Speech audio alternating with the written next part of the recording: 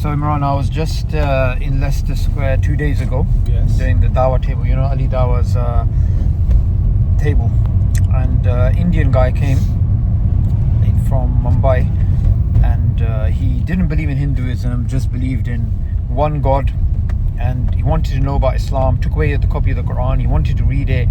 Very sincere guy, and this is just one. We've had other people from India as well, from a Hindu background, quite interested in Islam. And when we think of India, we think, people aren't really interested in Islam, or they know about Islam, but a lot of Hindus don't. Yes. They've never interacted with Muslims, even though they may live side by side, right? And there's a lot of diverse communities in the UK. So obviously we're both, you're still there. I used to live in Southall, right? There's a lot of Muslims, a lot of Hindus, a lot of Sikhs. Everyone gets along with each other. Yes. But you don't really talk about religion because everyone just does their business and goes home and whatever. But as these new So as these as these new communities move in from India, and a lot of them come in, they're surprised. They're like, all these different people, all these different religions, all these different ethnic backgrounds, and people are just interested, and they ask, and they get involved in all sorts of things. There was a young Hindu guy who came to the stall, the Dawah stall, a few weeks ago, and Salahuddin was there, and Salahuddin was talking to him, and he's a Hindu. Salahuddin's obviously an ex-Hindu, and Salahuddin started talking to him about Tawheed, and there being one God and not to believe in idols. And this Hindu guy, he said, I've never heard this before. And he said, showing his arm, that look at the goosebumps, because he's pointing out that what you've said is so profound, it gave me goosebumps. Yeah, it's right here. So Tawheed is such a powerful concept, and the same thing happened. I spoke to another guy from a Hindu background who was in Dubai. He was born in Dubai, and then he had a very positive experience with Muslims while he was there. He was even studying in the UK based upon some Arab that supported him. And again, when it came to him, he said there's one God. Yes. Right? So, there are interactions with the Hindu community. It shouldn't be based on India, Pakistan, political issues. 100%. Like that. Islam is far greater than Pakistan. Islam is far greater than just being tied to one country or its particular history, or even the Mughals, right? Yes. Straight. So it's about, we need to focus on the Dawah and stay away from politics, because I think a lot of the times when we're dealing with the Hindu community, they don't see it as Islam. They see it as Pakistan, or they see it as Mughals, or that kind of thing. But we need to get to the root of the issue. The root of the issue is to do with theism. It's to do monotheism. It's to do with Tawheed. It's to do with worshipping Allah alone. Yes. Because the amount of Hindus that are now coming to the West is unprecedented, right? And it's the perfect time when they're fresh into the country that you speak to them about Islam. It helps not only with community relations, but it also helps in terms of the fact that they've never heard the perspective before. Right? 100%. They've never heard the perspective before, and obviously it's our duty as Muslims to share Islam. So what's been your experience in giving dawah to the same, Hindu? To be honest, very similar. The same. Whenever I have engaged with Hindus in the dawah, speaking to them about Islam, they've been very receptive, respectful, open. Some are aware of many of the things Islam teaches, some are not, and it's something new to them. But it's always been brilliant conversations, to be very honest, bro. And like you said, this concept of Tawheed, I think some of the educated ones amongst the Hindus, they recognize Tawheed, even from their own backgrounds, the ones that have studied their own older scriptures and stuff like this, the Vedas and stuff like this. Because when you look at the concept of God in those scriptures, you see it's one God. It speaks about one God, the higher being, the being that has no images, things like this. So it's very similar. It resonates with them. And others who haven't studied at all, you'll get some that are very secular as well. But again, very nice, but sort of new age, types who are interested in religion and all sorts of, want to learn as much as they can. So they're very respectful and want to know. So I think overall it's very positive, bro. Honestly, I think we need to make more of an effort to just Yeah. speak and share these things, bro. Because at the end of the day, let's be honest, you know, they are human beings just like you are. They have been created by Allah just like you have been created by Allah. So they deserve the message and they deserve the respect, right? So that we deliver that message to them without, because sometimes what happens, bro, we get this superiority complex as well, you know, that I am Muslim and we don't want to. No, that's just wrong, honestly.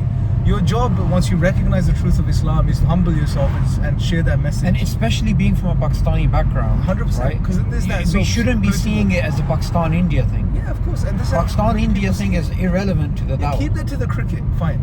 Yeah, but keep it. Even don't keep it to the cricket. I know, but if you watch Yeah. cricket and you've grown up in that, I get it. But shouldn't go beyond that. You're human beings at the end of the day. You know, you're just as much as you need to deliver the message of Islam to a, you know, Western professor, you know, that you would show that respect to and have that human conversation with. The same you should treat every other human being, honestly. You know, and like from our experience at least, these conversations are always fruitful and productive, bro. You know, more so in some cases than speaking to an atheist or you know, someone from a secular Someone who background. doesn't believe at all. Yeah, straight. Yeah, you go around the roundabout and go right over there. And don't hit another car. Those are the instructions. So, another thing to keep in mind is, you know, you mentioned certain Hindus, you know, they have these monotheistic beliefs, right? That's people who've studied the scripture and they know a little bit. Yeah, we need to go in there. Sure. In there. All right. Yeah. So, there's obviously some Hindus in the past who were monotheists, right? There's some Hindus who were atheists. There's some Hindus The today that are who are, monotheists. who are pluralists. Yes. And they're not pluralists, polytheists, Yes. right? You get many different types. Most of them, we have to understand, they do not know anything about their scriptures and they're not really interested in their scriptures. It's more of a culture. Hinduism is more of a culture, right? Yes. And they tie it to their identity as a nation state, you know, to India. And so it just becomes like, okay, I'm like from this background, I'm from India, so I have to be Hindu, my family's Hindu, don't really understand it. And, you know, if you look at Hindus in terms of the professions that they're involved in, you know, medicine, IT. science, IT, mathematics and academia, and you could see, like, especially South India, there's a tradition of mathematics that's very strong. It's almost like you have to describe their academic skills as Indians and mathematics separately. That's how powerful they are in terms of how good they are in terms of maths. Yet when it comes to religion, it's usually something that they don't really think about, they don't really rationalize. So religion is not to be rationalized. Like, why are you a Hindu in the first place? That's not thought about. It's just given. And then every other aspect of your life, whether it's financial, it's moral, it's to do with your education, it's to do with whatever, you are gonna reason, you're gonna think, you're gonna ponder. But when it comes to religion, it's like, you know, I saw this meme. It kind of reminded me of the situation here. You know, there's some guy staring at all these computers and doing all this analysis, right? Yeah. But when it comes to something else, he's just throwing a random dart. Yeah. And it's like that with religion. Yeah. With religion, funnily enough, as we're talking, we're in Wembley, which is another Hindu, not majority, but you know, the big Hindu community here. And again, the reasoning is not there in terms of religion. They don't. It's like they haven't even thought about it. Oh wait, I need to justify Or reflect upon it. Why am I? And the thing is, there are Hindus who are converting to Islam, right? You know what I heard in Southall Mosque? I went to go pray Jummah there, and this was I think sometime last year. And CJM, yeah. And after the Jummah, this is the mosque next to your house, yeah. After the Jummah, do you know what the guy said? He said, if you are Muslim and you haven't told the mosque, he's referring here to the Sikh and the Hindu communities, right? Yeah. He said, you need to tell somebody that you're Muslim because they've had reverts who've died and the mosque wasn't able to bury them as Muslims and their families cremated them. So he made an announcement in after Friday prayers. That's how much pressure there is for these communities not to, you know, declare their Islam. And Yeah, you know, that's like there's a brother we both know who is linked to IRA, who, you know, even though he's now well over 50, he still cannot be open to his family about his religious beliefs, and other people have to hide them, and there's isolation, there's all these types of things going on. So what doesn't help on top of that is Muslims not giving dawah. And here I'm referring definitely to the Pakistani community, of which there is a lot. They live side by side with the Hindu community, but they don't give them dawah. They don't even think about it. They don't even think, okay, these are other human beings, these are Bani Adam, these are people that also, they might resonate with the message. And just like when we're out there in Leicester Square and we're talking to Hindus, right? And when we're talking to Hindus, they're open and we're having discussions. Why do we judge them from far? Okay, this person who's a Hindu, they're going to be an Islam hater, they're going to be Islamophobe, they're going to be RSS, BJP. No, they're not. How do you know that? That's a very small minority of politically driven crackpots, bro. Just like in many other communities, you have the same type of thing. They have these extremist, ideological, politically charged groups, bro. Just like that. Sorry to cut you off. Just like that. Just up the road in Halsden, when we were giving dawah some years ago. Remember Ramadan dawah challenge type? That time period. Those when we were doing those sort of campaigns, there was a Hindu guy who was there during the Gujarat riots of 2002, and he told me that they were burning Muslims alive, and he told me that he saved Muslims. And he's a Hindu, and he's some old man, and he was telling me that he was there and he was protecting Muslims. So you get these types of Hindus. Why should we deprive them of the message of Islam? If they don't accept it, fair enough. What we shouldn't do is from the outset have this racist, it is a racist type of attitude, which is, oh, we're Pakistani and look at these Hindus, and that kind of thing. Look, let's be honest, there is that type of racism, right? And we need to get past that racism. Don't think of ourselves as better, right? Just because we're Pakistani. Yes, we are better if we are Muslims who believe in Allah. Then it's better than being a disbeliever. I need to go left here, or someone who believes in the association of partners with Allah, or in idols. Obviously that's better than kufr, but you can't think you're better because of a nationality. No, and it's better fundamentally in the sight of Allah, right? It's how we stand in front of our Creator. We shouldn't be judging people, especially right off the back, before you've even spoken to them or given them dawah, that they're not going to listen or they're not going to understand. Don't judge people, honestly. We do that a lot in the dawah, bro, judging people before we speak to certain people. No, just give dawah. I've had some interactions with certain some Hindus recently, and they have been phenomenal, bro. And these Hindus are against the whole sort of Hindutva, politically driven minorities. They speak out against them. They actually refute them themselves. They stand up for Islam and stand for what's correct and what's the haq. They don't although they're Hindu currently, and may Allah guide these people. And there's young Hindus who are brought up in the West, and they have a type of animosity towards the caste system. What they don't recognize is that you cannot separate Hinduism from the caste system. There's an intrinsic link between the two. So we need to then use that maybe as a conduit as well to get them to think. Doesn't it make much more sense that God will judge you according to your mindfulness of God, according to your taqwa, according to your mindfulness of God, rather than you're born as a Dalit, as a Brahmin, as a whatever it is. Those things are totally irrelevant. And I know that. Look, there's so many. You grew up with Hindus as well, right? You know this. There's a lot of them who they don't like certain things. It doesn't make any sense to them. The whole concept of bowing down to an idol, worshipping an idol, they don't get it. But they just have to do it. And what we're asking people is actually think about it.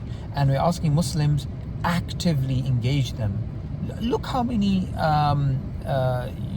Hindus are in the Silicon Valley and the tech sector and AI and CEOs. Like, it's time for us to influence this community in a massive way. It's a tragic loss that we haven't been able to. And even if you think about this country, straight. Our fathers, grandfathers, they came here 50, 60, 70 years ago, whatever it is, right? Lived side by side with Hindus. They went to the same samosa shops, went to the same places to have chai, lived in the same areas, Hayes, Southall, up north, same areas. but we didn't think, oh, let's convey Islam to them. Not in a way that, okay, it's going to cause fighting and this type of thing. Just talk, have a discussion. Like you talk about football. What's wrong with talking? Yeah, I know it's not fashionable in the secular societies we live in to talk about religion or God, but this is our heritage, both for Muslims and for Hindus, that we come from religious backgrounds. And genetically we're mixed. Backgrounds. Look, genetically we're mixed. Even though Pakistanis may not, some Pakistanis may not like this, but genetically you can't separate India from Pakistan. Yeah. There's so much shared genetic heritage between these two nations. Now, of course, you get some genetic groups which are totally distinct, like northern Pakistan and stuff. Yeah. But generally, there's a lot of intermixing of races, right? So you can't the way we have to think about it is these are our brothers and sisters in humanity, and we need to give them dawah. Yes, and they are receptive. They love talking about this stuff, by the way, right? Many engagements I've had with Hindus, they love talking about religion and God. They enjoy these conversations. So we just have this thing in our mind that no, we shouldn't be giving them dawah, or they're not going to listen. Just speak to people. That's it. Whether they're Hindu, they come from another background, another religion, another culture. Just speak to people, man. Honestly, and most, if not, I would say all of the conversations I've had with Hindus have been good conversations. I haven't yet come across, maybe once or twice, where you've come across a politically driven, ignorant individual. I haven't. Can you believe it? All this time that I've been giving street dawah, right? Alhamdulillah, me and you have been giving street dawah for well over 10 years. So combined is 20 something years we've been involved, Both of our experiences with Hindus have been positive. I don't have a single negative experience I've had with a Hindu when giving dawah in this country. Maybe once I had, but then again. But that's like a black swan. Again, the point isn't that look, these types of people only exist amongst Hindus, which is false, bro. You'll get these types of people in every community, bro. Every community, you'll get some crackpots, some ignorant people that are politically driven, some people that have some mental health stuff going on, and they're trying to justify the existence through standing up for some sort of social cause. This type of postmodern, heroism that we see amongst people from different backgrounds, bro. You get secular atheists like this as well, bro. I would say more so. I've come across more cracked secular atheists who have weird beliefs and these strange political dispositions than I have with any other background, bro, to be very honest. So left. So just speak to people, inshallah. It's very important, and put the politics aside, put the nationalism aside. At the end of the day, look, we're here for a limited period of time. We're returning to our Creator, so use your tongue, use your faculties, respect each other and speak to each other about the most fundamental important thing. What is life all about? Where are we going? Where have we come from? Break a samosa. Say they break bread, break samosas. Break samosas, have kadak chai, speak to people on a level. Well, let me ask you a question. Go on. Paneer or potato samosa? Which one? Potato samosa has to be. Nah, man. It's all about paneer samosas, bro. Yeah. Paneer samosas are the one. Nah. Let us know which samosas you prefer in the comment section. Yeah, and if you're from a Hindu background, let us know your thoughts as well. We wanna speak to you. I have Hindu friends. I grew up amongst Hindus. Technically, as a Muslim, you cannot have. No, I'm not. I'm a complete the sentence. Yeah, you didn't let me complete before you. So this is what I mean. Extreme, straight away. Not let me finish my sentence. I had Hindu friends growing up, right? Yeah, right. Yeah. We have Hindu, now Muslim friends as well. I know Hindus. I wouldn't say I'm close friends with, but I know them. We speak. You speak every so often. And my objective when I'm speaking to these individuals is dawah, basically. I'm always have that in my mind, that acquaintances, yeah. And my objective always, like, whenever I speak to any non-Muslim from any background, I have that dawah hat on, that okay, at what point can I give them dawah? How can I give them dawah? Not because we're trying to impose something, but because we believe what we have to share is true. Yeah. We don't have a monopoly over it.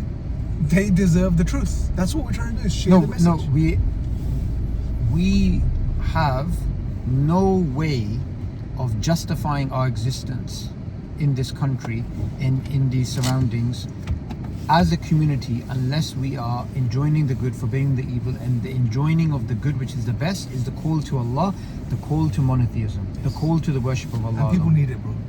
Honestly, like, this is one of the main things we cover in that new course that I've been delivering for Sapiens. Go on then.